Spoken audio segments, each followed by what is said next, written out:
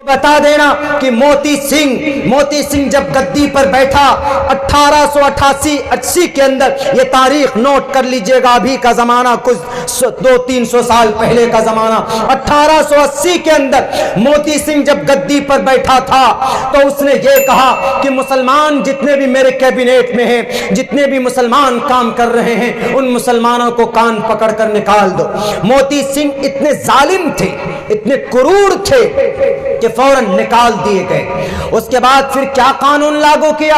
उन्होंने कहा इसी भारत की बात है, मध्य प्रदेश का एक इलाका राजगढ़ है, वहां का महाराजा मोती सिंह की बात कर रहा हूं मैं। तो मोती सिंह ने कहा कि मैं दोपहर तक किसी मुसलमान का चेहरा नहीं देखना चाहता, किसी टोपी और दाढ़ी वाले की शक्ल नहीं देखना चाहता, अगर कोई सामने आ जाए तो उसकी गर्दन उड़ा देना। एक रोज इत्तेफाक से ऐसा हुआ, मोती सिंह जा रहे थे कहां? शिकार करने के लिए, शिकार के लिए निकले सुबह सवेरे, तो फजर की अजान हो चुकी थी। तो एक गरीब आदमी, कमजोर आदमी, जंगीपुर का, समंदर के किनारे, नदी के किनारे अपने घर वालों के साथ रहते थे बेचारे, वो गए वजू करके, नमाज अजान हो गई, जाकर नमाज के लिए वो नदी से रास्ता क्रॉस कर रहे थे। इसी बीच में मोती सिंह का काफला गुजरा। मोती सिंह की नजर पड़ गई कि शक्ल में दाढ़ी है, माथे पे टोपी है। फौरन वापस किए, उस आदमी को पकड़ कर लाए, कहा कि इस मनहूस को पकड़ करके लाओ। मोती सिंह ने ऑर्डर दिया, अपने हुक्मरानों को, वजीरों को पकड़ कर लाए गए। उसकी माँ, उस बंदे की माँ, उसकी बीवी, उसके बच्चे मोती सिंह के पैर पकड़ कर रो रहे कि ये कदम मत उठाइए आप, हमारा सहारा यही है, यही जाता है लकड़ी काट कर बेचता है, तब जाकर हमारा घर का चूल्हा जलता है। अगर आप इनको अपाहिज कर दीजिएगा, अगर आप इनको मार दीजिएगा तो हमारे घर में बच्चे हैं, मैं इसकी बूढ़ी माँ हूँ, मैं कहाँ से क्या करूंगी, घर का खर्च कैसे चलेगा, ये घर कैसे चलेगा। लेकिन मोती सिंह पर कोई असर नहीं हुआ। मोती सिंह ने अपने वजीरों से कहा, अपने गुंडों से कहा कि इसकी पिटाई करो, इस कदर पिटाई करो, इस कदर पिटाई करो कि ताकि आप तमाम लोगों को पता हो जाए, कोई भी कलिमा पढ़ने वाला मेरे सामने दोपहर से पहले ना आए, सबको पता चलना चाहिए। उस जमाने के राजा लोग बड़े क्रूर होते थे, बड़े जालिम होते थे, हर तबके का राजा। उसके बाद उस आदमी को इतना मारा, बेहोश कर दिया। जब उसको होश आया तो उसके माँ ने और उसकी बीवी ने उस आदमी को उठाकर वो चले गए दूसरे स्टेट में, वो दूसरे इलाके में चले गए, रोते बिलखते हुए, इसलिए कि वहां पर उनकी जिंदगी महफूज नहीं थी। कुर्सी पर मोती सिंह आप बैठे थे, लेकिन आपको हुक्मरानी नहीं करना आया। वहीं पर उमर फारूक की जिंदगी देख लेते तो 22 लाख मुरब्बा मील के इलाके के पीएम थे, वो अमीरुल मोमिनीन थे। यानी आज की तारीख में तकरीबन 6 भारत जैसे मुल्कों का पीएम अकेले थे। रात में घूमते थे, चक्कर लगाते थे मोहम्मदपुर बस्ती के गली गली के अंदर, किस गरीब घर के अंदर चूल्हा नहीं जल रहा है। एक रोज तो देखा कि एक बयाबान जंगल के अंदर एक औरत चीख रही है, उसका शौहर उसके साथ खेमे में है। फौरन जाकर देखते हैं, अपने घर जाते हैं, अपनी बीवी को लेकर के आते हैं और कहते हैं कि उस औरत की मदद करो। वो औरत हालते दर्द सहमे, यानी बच्चे की पैदाइश का वक्त करीब था। अमीरुल मोमिनीन अपनी अहलिया को लेकर गए, उनकी मदद होने लगी और हजरत अमीरुल मोमिनीन खुद से चूल्हा जलाकर खाना बना रहे थे, सरीद बना रहे थे उनके लिए। वो आदमी जो था, जिसकी बीवी परेशानी में थी, वो क्या बोले जा रहा था कि कैसा अमीरुल मोमिनीन है, कैसा प्रधानमंत्री है, खुद तो घर में सो रहा है, अपनी रियाया का फिक्र ही नहीं है। मैं किस तरह दिक्कत और तकलीफ में हूं, मेरे पास पैसे नहीं है कि मैं हकीम के पास जाऊं, इसलिए मैं अमीरुल मोमिनीन के पास जा रहा था। रात हो गई, मेरी बीवी की बच्चे की पैदाइश کا وقت قریب آ چکا. میں کیسے میں نکما سمجھتا ہوں اس امیر المؤمنین کو, اس پردھان منتری کو. میرے بھائیوں, امیر المؤمنین سن رہے, عمر فاروق سن رہے ہیں, لیکن آواز جواب نہیں دی. اگر آج کی تاریخ میں ان موجودہ وقت کے حکمرانوں کی غلط پالیسی پر اگر کوئی آدمی آواز بلند کرتا ہے تو اس کو UAPA کے تحت یعنی بھارت کے اگینسٹ میں یعنی دیش دروہی کے کیس میں اندر ڈال دیتے. امیر المومنین چاہتے تو اس کے ہاتھ میں ہتکڑی ڈال کر قید خانے میں ڈال دیتے, لیکن نہیں, کھانا بنا رہے ہیں. اس کے بعد کچھ دیر کے بعد اندر میں امیر المومنین کی اہلیہ نے کہا کہ یا امیر المومنین, اپنے دوست جو آپ کے ساتھ بیٹھے ہیں ان کو خوشخبری سنا دیجئے کہ ان کو لڑکا پیدا ہوا. تب اس آدمی کو پتا چلا یہی امیر المومنین ہے. اب ان کے رونگٹے کھڑے ہو گئے ڈر سے. امیر المومنین نے کہا کہ ڈرو مت, مجھ سے غلطی ہوئی کہ میں تمہاری مدد کو دیر سے پہنچا. اٹھاؤ امریکہ والو, اے تمہارے پاس کوئی ایسا امیر المومنین, اے تمہارے پاس کوئی ایسا نظام حکومت کو چلانے والا کہ راتوں کو جا کر دیکھ رہے ہو, گھروں کے اندر دیکھتے ہو کہ کون تکلیف میں ہے, کس کو اندر آواس نہیں ملا, کس کو بردھا پینشن نہیں ملا, کس کو کون سی سرکاری فنڈ کس کو پراپت نہیں ہوا ہے, کوئی دنیا میں نہیں ہے. عمر فاروق نے کہا کہ بھیا غلطی ہو گئی, ہم کو پہنچنے میں دیری ہوئی ہے, اور کوئی ضرورت ہو تو بتاؤ, میں معافی کا طلبگار ہوں. 6 ملکوں کا PM, 22 لاکھ مربع میل کے علاقے کا حکمران, ایک آدمی جو شکایت کرتا ہے تو کانپنے لگتے ہیں. لیکن میرے بھائیوں کیا کیا انہوں نے؟ یہ اسلام کی, صرف اسلام کی خاصیت ہے کہ اسلام کے اندر اگر حکومت کرتے ہیں تو کیسے کرتے ہیں, آؤ دکھاتے ہیں اسلام کے پلیٹ فارم کے اندر. لیکن موتی سنگھ نے کیا کہا, اتنا مارا اتنا مارا اتنا مارا, بیچارے کو اپنا گاؤں چھوڑ کر جانا پڑا. جیسے ہی آرڈر دیا مارنے کا وہ گاؤں چھوڑ کر گیا. سینے میں درد شروع ہوا, اللہ کی لاٹھی میں آواز نہیں ہوتی. ہمیں انشاءاللہ وشواس ہے کہ بھارت بر صغیر کے اندر ٹوپی داڑھی والوں کو جو مارا جاتا ہے, جن کے ہاتھ اٹھے ہیں, ایک نہ ایک دن اللہ تبارک و تعالیٰ ان سے اللہ تبارک و تعالیٰ ان کو ان کے کیے کا سزا ضرور دے گا. ہمیں اللہ کی ذات پر بھروسہ ہے, ہمیں اللہ تبارک و تعالیٰ کی قدرت کاملہ پر مکمل طور پر یقین ہے. اس لیے کہ ایشور کہتا ہے, پاپستھاستے پرت شانتی امروپم بھینکرم, پاپ کرو گے تو سزا بھگتنی پڑے گی, نرک جاؤ گے سورگ نہیں جاؤ گے. تو جب وہ آدمی گیا, موتی سنگھ کے سینے میں درد ہوا, اتنا درد ہوا پریشان ہو گئے. 1 مہینے تک ڈاکٹر کو بلایا, حکیم کو بلایا, نہیں ہوا. اس وقت کا سب سے مہنگا حکیم محمود خان دلی سے, اس وقت ان کی 1 گھنٹے کی فیس 1000 روپے تھی اس وقت کی, یعنی ابھی کی 1 لاکھ روپے. 1880 کی بات ہے. تو وہ بلائے گئے. جب بلائے گئے تو انہوں نے بھی نبض پکڑ کے کہا. اس وقت نبض پکڑتے تھے, ایسے ٹریٹمنٹ ایسے ہوتی تھی. آج تو ڈاکٹر بنتے MPBS MD, جائیے جونگی پور میں کہیں پہ کسی کلینک میں, تو وہ پہلے آپ کو ٹیسٹ لکھوائے گا, بلڈ ٹیسٹ لکھوائے گا, یورین ٹیسٹ لکھوائے گا. اس کے بعد جب رپورٹ آئے گا تب کہے گا آپ کو یہ بیماری ہے. پہلے ایسا نہیں ہوتا تھا. پہلے تو حکیم صاحب ہاتھ پکڑے, بتا دیا کہ یہ بیماری. تو ہم محمود خان نے جب ان کا ہاتھ کو پکڑا تو کہا کہ یہ بیماری مجھے سمجھ میں نہیں آ رہی. وہ بیماری نہیں تھی, وہ اللہ کی مار تھی اس میں, جو اس نے غریب کے اوپر مارا, اتیاچار کیا تھا. اسی لیے میں کہتا ہوں ظلم پھر ظلم ہے, خون پھر خون ہے, کسی کا بھی ہو, دلت کا ہو, ہندو کا ہو کہ مسلم کا ہو, جب ٹپکتا ہے تو وہ جم جاتا. ظلم پھر ظلم ہوتا ہے, جب وہ بڑھتا ہے مٹ جاتا آٹومیٹیکلی. اللہ کا یہ نظام دیکھ لیجیے, قارون, نمرود, شداد, حامان, فرعون, ظلم بڑھا خود مٹ گئے. نام لینے سے پہلے آدمی گالی دیتا. اس کے بعد پھر ایک غلام نے کہا کہ جہاں پناہ اگر غلطی معاف کی جائے تو میں ایک بات آپ سے کہوں, بہت بڑی بات کہنے جا رہا ہوں آپ کو، جن سے دشمنی ہے انہی کے تعلق سے۔ انہوں نے کہا کہ بولو، موتی سنگھ نے کہا کہ تم کچھ بھی بولو، میرا درد کم ہونا چاہیے۔ انہوں نے کہا کہ ایک امام صاحب رہتے ہیں جنگی پور مسجد میں، وہ امام صاحب سنا ہے کہ بہت مدد کرتے ہیں، کسی کا درد ہوتا ہے تو وہ دعا کرتے ہیں اللہ سے تو ان کا درد ختم ہو جاتا۔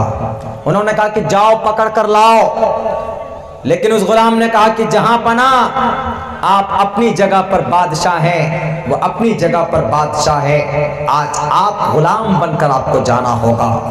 بادشاہ پہنچا، پہنچنے کے بعد خبر بھجوائی کہ بادشاہ امر سنگھ آئے، موتی سنگھ آئے۔ تو امام صاحب نے کہا موتی سنگھ آئے ہو کہ کرن سنگھ آئے ہو؟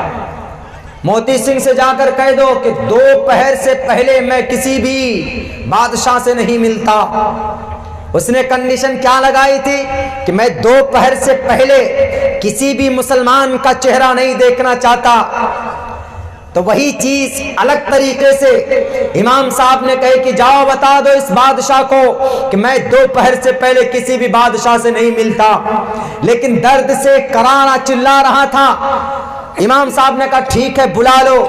آ کر کہتا ہے کہ امام صاحب میری درد کو دور کر دیجئے، امام صاحب میری تکلیف دور کر دیجئے، میں مرنے کے قریب ہوں، میں مرنا نہیں چاہتا ہوں۔ انہوں نے کہا کہ تم بے وقوف ہو، مجھ سے کیوں کہتے ہو، میں تو کچھ بھی نہیں کر سکتا۔ اس سے ایک سبق یہ بھی ملتا ہے کہ جو لوگ کسی انسان سے دعائیں مانگتے، جو لوگ کسی پیر سے، جو لوگ کسی اللہ کے ولی سے منتیں پوری کروانے کی کوشش کرتے ہیں، یو آر رانگ، غلط ہے، یہ قرآن کے حدیث کے عقیدے کے خلاف ہے۔ اگر آپ کو مانگنا ہے تو اللہ سے مانگیے۔ تب اس نے کہا کہ میں آپ کا پیر پکڑتا ہوں، میں اسی اللہ سے مانگتا ہوں کہ دعا کیجیے اللہ تبارک و تعالیٰ میرے درد کو دور کر دے۔ وہ مولانا صاحب امام صاحب نے دعا کر دی کہ اللہ شرمندہ ہے، توبہ کر رہا ہے اپنی تمام غلطیوں کا، یہ توبہ استغفار کر رہا ہے، جو اس نے ظلم کیے ہیں یہ نہیں کرے گا۔ اے اللہ اس کے حق میں اس کے منشے کے مطابق آپ اپنے منشے کے مشیت کے مطابق صحیح فیصلے فرما۔ اسی دن سے اس کا درد کم ہونا شروع ہو گیا، کنٹینیو 1 مہینے تک آنے لگا۔ وہ ڈیلی آتا تھا، 1 گھنٹے رکتا تھا پھر چلا جاتا تھا، ایک دن آدھا گھنٹہ رکا جانے لگا۔ تو حکیم مولانا صاحب نے کہا، امام صاحب نے کہا کہ موتی سنگھ آج کیوں جا رہے ہیں اتنی جلدی؟ انہوں نے کہا کہ ہم نے اپنے ایشور کی پوجا نہیں کی، جا کر پوجا کروں گا۔ تب کہہ رہے ہیں وہ حکیم صاحب کون سے ایشور کو مانتے ہو؟ انہوں نے کہا کہ شری کرشن جی کو۔ کہا وہی بانسری والے؟ کہا انہی کو۔ کہا کہ کبھی دیکھا؟ انہوں نے کہا کہ سر میں پاپی آدمی، میں کیسے شری کرشن جی کو دیکھ سکتا ہوں؟ وہ وشنو کے 8ویں اوتار، وہ میں کیسے دیکھ سکتا ہوں؟ کہا کہ اچھا دیکھنا ہے؟ کہا یہ کسی حدیث میں قرآن کی مضمون نہیں بتا رہا، یہ صرف ایک ہسٹری ہے، ایک اتہاس ہے جو 1880 کے بعد لکھی گئی۔ تو میرے بھائیوں اس میں مرچ مسالہ بھی لگایا ہوگا لوگوں نے، لیکن اتنی بات ضرور۔ تو انہوں نے کہا کہ ٹھیک ہے آنکھیں بند کرو۔ آنکھیں بند کرنے کے بعد کیا دیکھا نہیں دیکھا، دل کی کیفیت بدلی۔ انہوں نے کہا کہ امام صاحب میں آپ کے ایمان پر، آپ کے عقیدے پر، آپ کے اللہ کو ایک مانتے ہوئے میں لا الہ الا اللہ پڑھتا ہوں، میں گواہی دیتا ہوں اشہد ان لا الہ الا اللہ واشہد ان محمد، پوری انہوں نے پڑھ کر دے and he converted his religion، وہ اپنے مذہب کو چینج کر لیا۔ اس کے بعد کہا امام صاحب نے کیا دیکھا؟ کہا کہ میں نے شری کرشن جی کو دیکھا۔ شری کرشن جی نے کہا کہ کیا تم پڑے ہو ان دیوی دیوتاؤں کے چکر میں؟ وہ امام صاحب کی جو شریعت ہے، ان کے پاس جو قرآن ہے، ان کے پاس محمد رسول اللہ کی حدیث ہے، تم ان کو ایکسپٹ کرو، ان کو تم فالو کرو۔ اسی لیے جو چیز میں نے آج تک نہیں دیکھی وہ آپ نے کہا کہ آنکھیں بند کرو تو دیکھ لو گے۔ صورتحال جو بھی رہی، بہرکیف میں صرف ایک بات سمجھانا چاہتا ہوں کہ ایک ظالم بادشاہ کیسے پھرتا ہے، اور پھر کیسے جب وہ حقیقت کو سمجھ جاتا ہے، جب وہ کلمے کو قبول کر لیتا تو کسی سے بھی ٹکر لے لیتا۔ اور آج کے بجرنگ دل، Shiv Sena, V H P کو بتانا چاہتا ہوں میں کہ موتی سنگھ کے کندھے پر کس نے بندوق رکھا تھا، کس نے تلوار رکھی تھی کہ کلمہ قبول کرو؟ کسی نے بھی نہیں۔ میں اس کو ثابت کرنا چاہتا ہوں، میں اس کو سدھ کرنا چاہتا ہوں۔ تو مولانا صاحب نے کہا کہ ٹھیک ہے، کسی نے ظلم زبردستی تو نہیں کی؟ کہا کہ نہیں سر، قبول کر لیا۔ آ گئے اپنے گھر میں۔ اسلام کا پرچار ہمیشہ سے اچھائی سے ہوا۔ ڈاکٹر ذاکر نائک جب اسپیچ دیتے تھے عقیدہ اسلام کی حقانیت وحدانیت کے تعلق سے، تو لوگ خود بخود آتے تھے، خود بخود کہ sir I want to convert my religion, میں اپنے دھرم کو بدلنا چاہتا ہوں into Islamic concept, Islamic concept کے مطابق۔ ڈاکٹر ذاکر نائک نے کسی کے اوپر ظلم زیادتی کی، کسی کو جیل میں ڈالا، کسی کو پریشان کیا؟ نہیں۔ جب انہوں نے بیان کرنا شروع کیا، اسلام کی وحدانیت کو لوگوں کے سامنے رکھا، تو لوگ جو تھے، سب لوگ بیوقوف نہیں ہوتے ہیں، اچھے بھی ہوتے ہیں لوگ، تو سب لوگوں نے سوچا کہ نہیں، Islam is the truth and Islam is a real religion, اچھا سب سے بہتر دھرم یہی، خود سے قبول کرنے لگے۔ یہاں کے کچھ لوگوں کو لگا کہ اگلے 5 سال میں تو آندھی آ جائے گی، پورے دیش میں روکنا مشکل ہو جائے، اس لیے فوراً کچھ کرو۔ تو ان کے چینل بند اور ان کی جگہ جگہ پہ چھاپے ماری کیے گئے، بند کر دیا گیا۔ اور ڈاکٹر صاحب کے اوپر UAPA کے تحت بم پھٹتا ہے ڈھاکہ میں، اور الزام لگتا ہے ڈاکٹر صاحب کو بھارت میں۔ بتائیے، ڈھاکہ میں بم پھٹا، بھارت میں ڈاکٹر صاحب کا پتہ لگا لیا، اور یہ پلوامہ میں اٹیک ہوتا ہے تو پتہ یہ نہیں چلتا، مالیگاؤں میں بم پھٹتا ہے تو پتہ ہی نہیں چلتا، دلی میں دنگا ہوتا ہے تو پتہ ہی نہیں چلتا ہے کہ کس نے دنگا کرا ہے، وہاں ڈھاکہ میں بنگلہ دیش میں پھٹا اور یہاں پتہ لگا لے۔ واہ رے واہ، یہ ایسی کیا بے وقوف بنایا ہے بھارت کے لوگوں کو۔ میرے بھائیوں، خود سے اسلام ہے ہی اتنا اچھا کہ لوگ مجبور ہو جاتے ہیں قبول کرنے پر۔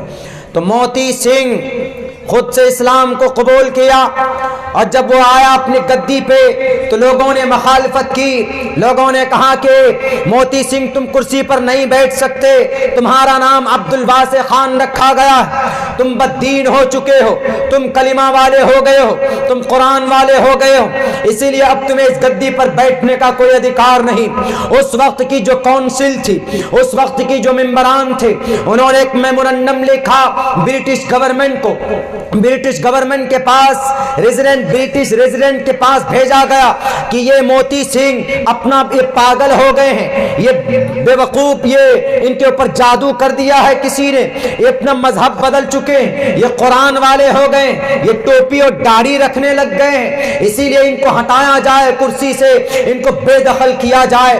میرے بھائیوں، یہی موتی سنگھ ہیں جن کو کرسی سے جب ہٹایا گیا، کیس عدالت میں پہنچتا ہے تو کچھ سمے لگتے ہیں، تو اسی بیچ میں موتی سنگھ کو گاؤں سے باہر نکال دیا گیا۔ گویا کہ موتی سنگھ نے امام بخاری علیہ الرحمہ کی سنت کو زندہ کیا، امام بخاری کو بھی گاؤں سے باہر نکالا گیا تھا، محمد الرسول اللہ کی سنت کو زندہ کیا، محمد کو بھی اپنے گاؤں سے مکہ المکرمہ سے ہجرت کرنے پر مجبور کیا گیا تھا۔ موتی سنگھ سمندر کے کنارے پہنچتے ہیں، کھانا خود سے بناتے ہیں اور کھاتے ہیں۔ کچھ دن کے بعد جب فیصلہ آیا ہے، برٹش ریزیڈنٹ جب وہ ڈیسیژن لے کر آتا ہے، ججمنٹ لے کر آتا ہے، اور وہ کہتا ہے کہ موتی سنگھ عرف عبدالواسع خان کو کرسی پر بٹھایا جائے۔